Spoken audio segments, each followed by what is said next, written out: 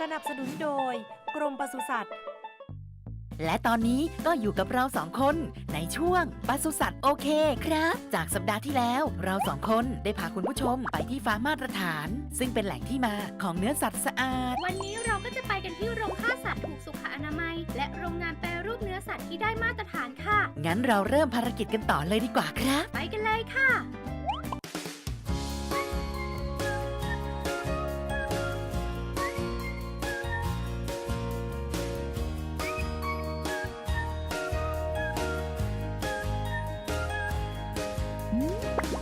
โรงฆ่าสัตว์ที่ถูกสุขอนามัยที่ได้มาตรฐานต้องมีลักษณะอย่างไรบ้างคะ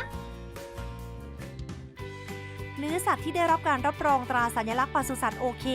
สิ่งที่สำคัญอีกอย่างหนึ่งคือกระบวนการผลิตเนื้อสัตว์ต้องให้ได้มาตรฐานค่ะซึ่งจะต้องประกอบไปด้วย 1. สัตว์ที่นำมาชำแหละต้องมาจากฟาร์มมาตรฐานที่กรมปศุสัตว์รับรอง 2. มีการรับสัตว์เข้าคอกพักสัตว์ 3. มีพนักงานตรวจโรคสัตว์ดำเนินการตรวจสุขภาพ 4. บริเวณที่ดำเนินการฆ่าสัตว์ต้องดำเนินการให้ถูกตามสุขลักษณะโดยทุกขั้นตอนจะไม่ให้สัตว์ถูกพื้นเพื่อความสะอาดและปราศจากเชื้อโรคค่ะ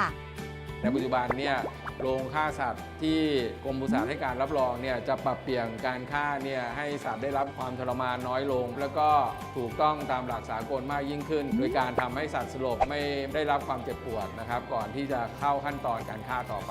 เมื่อเราชำแหละแล้วเนี่ยเราต้องควบคุมคุณภาพซากไว้ที่4 องศาเพื่อจะรักษาความสดใหม่ของเนื้อไว้นะครับแล้วก็นำมาผ่านขั้นตอนชำแหละในที่ห้องอุณหภูมิ 12 องศาเพื่อจะรักษาความสดใหม่ของเนื้อไว้ให้ได้นานที่สุดเพื่อจะส่งไปให้ผู้บริโภคได้ความสดใหม่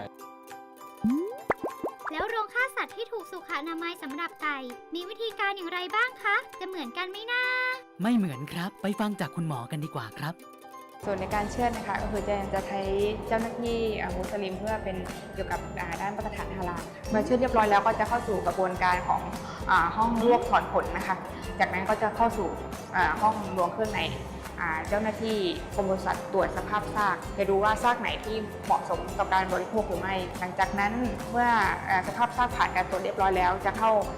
ทำการลดอุณหภูมิให้ได้มีอุณหภูมิซากออกมา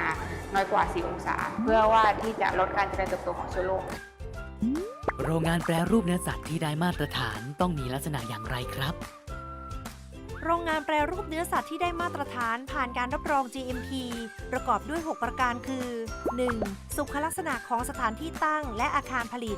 2. เครื่องมือเครื่องจักรและอุปกรณ์ที่ใช้ในการผลิต 3. การควบคุมกระบวนการผลิต 4. การสุขาภิบาล 5. การบำรุงรักษาและการทำความสะอาด 6. บุคลากรเพื่อให้ผู้ผลิตปฏิบัติตามและทำให้สามารถผลิตอาหารได้อย่างปลอดภัยและมีคุณภาพได้มาตรฐานทุกขั้นตอนค่ะ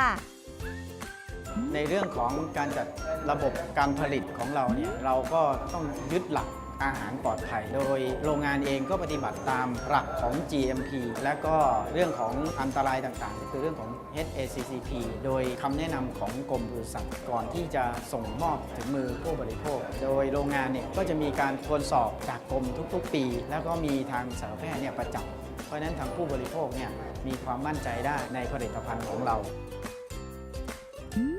โรงงานแปรรูปเนื้อสัตว์มีขั้นตอนการผลิตเนื้อสัตว์ที่สะอาดปลอดภัยอย่างไรบ้างคะเมื่อรถขนส่งถึงโรงงานแปรรูปเนื้อสัตว์ก็จะเข้าสู่การตรวจสอบคุณภาพซากสัตว์และบันทึกเข้าสู่ระบบรับวัตถุดิบบ่มซากในห้องที่ควบคุมอุณหภูมิระบบจะลำเลียงซากสุกรตามลำดับการเชือดเข้าสู่ห้องตัดแต่งผ่านระบบชั่งน้ำหนักอัตโนมัติเก็บบันทึกเป็นข้อมูลเพื่อใช้ในการควบคุมกระบวนการตัดแต่งและกระบวนการตรวจสอบย้อนกลับค่ะเวลาเราตัดแต่งเสร็จแล้วเราใส่บรรจุภัณฑ์นะครับเรียบร้อยแล้วเนี่ยเราจะต้องผ่านเครื่องเอ็กซเรย์เพื่อตรวจสิ่งแปลกปลอมเสร็จแล้วก็ต้องผ่านเครื่องจับโลหะเพื่อตรวจสิ่งแปลกปลอมอีกครั้งหนึ่งว่ามีเศษโลหะมีสิ่งแปลกปลอมอะไรไหมถ้ามีปุ๊บเนี่ยเครื่องมันก็จะทำการคัดแยกออกมาแจ้งเตือนเราก็จะทำการรีเทิร์นเอาสินค้าตัวนั้นนะครับมาผ่านเครื่องใหม่โรงงานแปรรูปเนื้อไก่ก็ได้มาตรฐานเหมือนกันนะครับจริงด้วยค่ะพาไปชมหน่อยได้ไหมคะ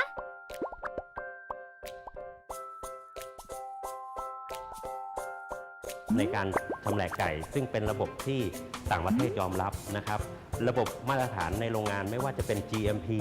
HACCP นะครับระบบ ISO 9000 ขอให้ผู้บริโภคมั่นใจได้ว่า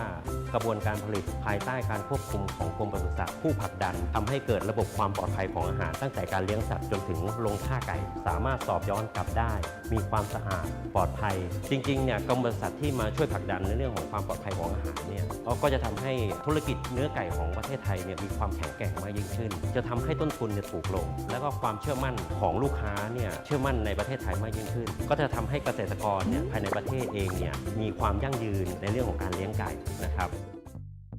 ยังไม่หมดครับ สัปดาห์หน้าไปดูสถานจำหน่ายดีที่การันตีด้วยตราสัญลักษณ์ปศุสัตว์โอเคกันครับ อย่าลืมนะคะ เลือกซื้อเนื้อหมูเนื้อไก่ครั้งใด มองหาตราสัญลักษณ์ปศุสัตว์โอเคนะคะ พักกันสักครู่ก่อนนะครับ เดี๋ยวกลับมาค่ะ